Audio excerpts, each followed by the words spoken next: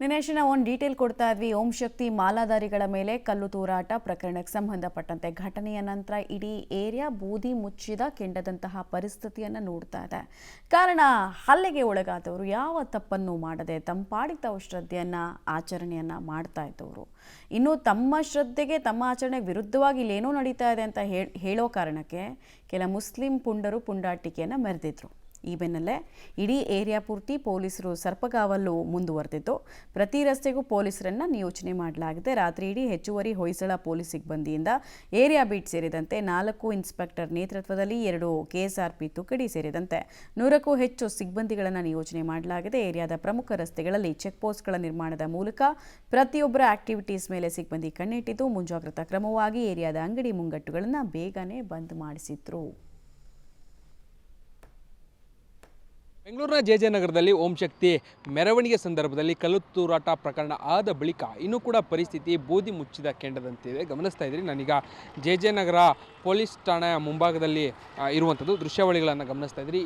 ಇಡೀ ಏರಿಯಾದಲ್ಲಿ ಪೊಲೀಸರು ಬಹಳ ದೊಡ್ಡ ಮಟ್ಟದಲ್ಲೇ ಸಿಬ್ಬಂದಿಗಳನ್ನು ನಿಯೋಜನೆ ಮಾಡೋದ್ರ ಮುಖಾಂತರವಾಗಿ ಕಟ್ಟೆಚ್ಚರವನ್ನು ಮಾಡಿಕೊಳ್ಳಲಾಗಿದೆ. ಪ್ರತಿ ರಸ್ತೆಗಳಲ್ಲೂ ಕೂಡ ಅಲ್ಲಲ್ಲಿ ಚೆಕ್ ಪೋಸ್ಟ್ಗಳನ್ನು ನಿರ್ಮಾಣ ಮಾಡಲಾಗಿದೆ. ಜೊತೆಗೆ ಹೆಚ್ಚುವರಿ ಪೊಲೀಸರನ್ನು ನಿಯೋಜನೆ ಮಾಡೋದ್ರ ಮುಖಾಂತರವಾಗಿ ಓಡಾಟ ಮಾಡುವಂಥವರ ಪ್ರತಿಯೊಬ್ಬರ ಮೇಲೂ ಕೂಡ ಗಮನ ಹರಿಸುವಂಥ ಕೆಲಸವನ್ನು ಮಾಡ್ತಾ ಇರುವಂಥದ್ದು. ರೌಂಡ್ಸನ್ನು ಬಹಳ ದೊಡ್ಡ ಪ್ರಮಾಣದಲ್ಲಿ ಹೆಚ್ಚಿಗೆ ಮಾಡಿರುವಂಥದ್ದು. ಪ್ರತಿ ಗಲ್ಲಿಗಳಲ್ಲೂ ಕೂಡ ರೌಂಡ್ಸನ್ನು ಹಾಕೋದ್ರ ಮುಖಾಂತರವಾಗಿ ಯಾವುದೇ ರೀತಿಯಾದಂಥ ಅಹಿತಕರ ಘಟನೆಗಳು ಆಗಬಾರ್ದು ಅನ್ನುವಂಥ ನಿಟ್ಟಿನಲ್ಲಿ ಕ್ರಮಗಳನ್ನು ಕೈಗೊಳ್ಳಲಾಗಿದೆ. ಕಾರಣ ಯಾವಾಗ ಘಟನೆ ಆಯಿತು ಅದಾದ ಮೇಲೆ ಎಲ್ಲವೂ ಕೂಡ ಬೇರೆ ರೀತಿಯಾದಂತಹ ಒಂದಷ್ಟು ಬೆಳವಣಿಗೆಗಳೆಲ್ಲವೂ ಕೂಡ ಆಗೋದಕ್ಕೆ ಆರಂಭ ಆಯಿತು.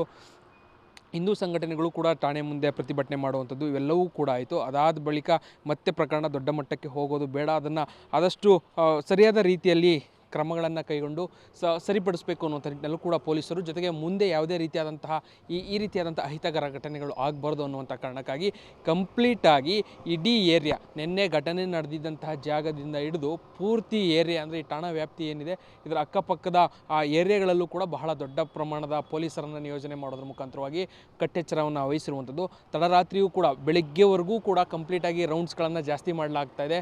ಪ್ರತಿ ಏರಿಯಾದಲ್ಲೂ ಕೂಡ ಒಂದು ಕಡೆ ಪೊಲೀಸ್ ಬೀಟ್ಗಳು ಅಂದರೆ ಹೊಯ್ಸಳ ವಾಹನಗಳ ಮುಖಾಂತರವಾಗಿ ಬೀಟನ್ನು ಹಾಕುವಂಥದ್ದು, ಜೊತೆಗೆ ಅಲ್ಲಲ್ಲಿ ಮೀಸಲು ಪೊಲೀಸರನ್ನು ನಿಯೋಜನೆ ಮಾಡುವಂಥದ್ದಾಗಿರುವಂಥದ್ದು, ಜೊತೆಗೆ ಚೀತಾ ರೌಂಡ್ಸ್ಗಳೇನಿರ್ತವೆ ಇವೆಲ್ಲವನ್ನು ಕೂಡ ಮಾಡೋದ್ರ ಮುಖಾಂತರವಾಗಿ ಇಡೀ ಏರಿಯಾ ಏನಿದೆ ಆ ಇಡೀ ಏರಿಯಾದಲ್ಲಿ ಕಟ್ಟೆಚ್ಚರವನ್ನು ವಹಿಸೋದ್ರ ಮುಖಾಂತರವಾಗಿ ಯಾವುದೇ ಅಹಿತಕರ ಘಟನೆಗಳು ಆಗಬಾರ್ದು ಅನ್ನುವಂಥ ನಿಟ್ಟಿನಲ್ಲಿ ಕ್ರಮಗಳನ್ನು ಸದ್ಯ ಕೈಗೊಳ್ಳಲಾಗಿದೆ. ಕ್ಯಾಮ್ರಾ ಪರ್ಸನ್ ಹೇಮಂತ್ ಜೊತೆ ರಾಘು ಮರಿಸ್ವಾಮಿ, ಪಬ್ಲಿಕ್ ಟಿವಿ, ಬೆಂಗಳೂರು.